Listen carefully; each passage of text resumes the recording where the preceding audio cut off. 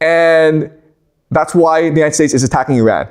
Okay? And that's why the United States is not going to ever stop attacking Iran. Because as long as Iran is at peace, Russia can trade with the world. But if Iran is being destroyed, there's too much war, this entire region is blocked off from both Russia and China. Okay? Russia has something called the Belt and Road Initiative. As you can see, okay, from a map, the center of the Belt and Road Initiative is, of course, Iran. All right? If China wants to access Africa, Europe, the Middle East, it has to go through Iran. Or it goes through the sea, the Strait of Malacca. But as I already said, the next step for America is to close off the Strait of Malacca as well to Chinese trade. Then where do you go? Well, then you go over to the Western Hemisphere, but that's American territory. Okay? Yes, you can trade with Russia. You can trade with Russia. You can do that. But it's not enough for your economy. Doesn't make sense. Right now, China gets about 20% of its oil from Russia. Maybe Russia can provide 30% or 40% at most. That's very optimistic. But where are you going to get the other 50%, 60%, okay? Your options are very limited. If Iran is at war, can't give you any oil, then you're forced to buy from the United States. Okay? If you're forced to buy from the United States can set the price. It can set terms. It can dictate terms to you. And what the United States will say, you have to buy in US dollars. Okay? And that saves their economy. Right? Does it make sense, guys? This is not a hard idea to understand. This is exactly what it says in the US national security strategy. Okay? So, in many ways, you can make the argument that what's happening around the world right now, it's all an American policy of containing China, where in these flags are US military bases. As you can see, China is completely surrounded by US military bases in Japan, in South Korea, in Taiwan, even in Indonesia and Malaysia. Philippines, China is completely surrounded, okay? And this is it, the Strait of Malacca. This is a major choke point.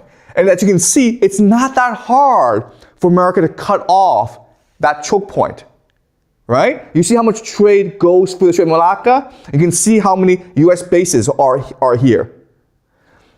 And you can see a lot of this trade goes to the Middle East, but hey, guess what? The Middle East is at war right now, so no more oil, no more energy, no more LNG from the Middle East.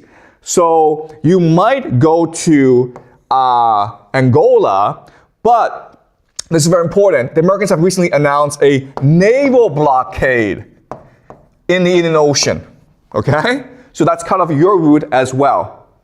So if you're China, yes, you could rely on Russia, but you see how little this is, okay? There's too little trade between Russia and China, and you could build it up, but it's going to take you 10, 20 years' time. And what do you do for the next 10 years, right? Your people need food to eat. You need energy to fuel your factories. And so for the next 10 years, you have no choice but to work with the United States. And that's what Trump means by negotiating from a position of strength. Because you can set terms. You can force China to accept whatever terms you want. And quite honestly, if you just look at this map, there's very little that China can do about it, okay? There's this war in the Middle East. There's also this war in Russia, which also absorbs a lot of Russian energy. So Russia doesn't have that much resources to spare to China anyway. But America does. The Western Hemisphere does. Okay? Because the Western Hemisphere is at peace. So as long as the Western Hemisphere maintains a fortress, okay? Meaning no one can attack the Western Hemisphere, then the Western Hemisphere can continue to supply resources to the world at war. So this is what the war is about, guys. Okay? It's about creating conflict in the world so the United States can maintain its empire. And the way it maintains its empire is by maintaining its control over global trade. Okay? And the idea is America in the future will provide the world with energy, resources, weapons, and financing. Meaning we will actually lend you the money to buy this stuff as well. And what do we call this stuff? US dollars, okay?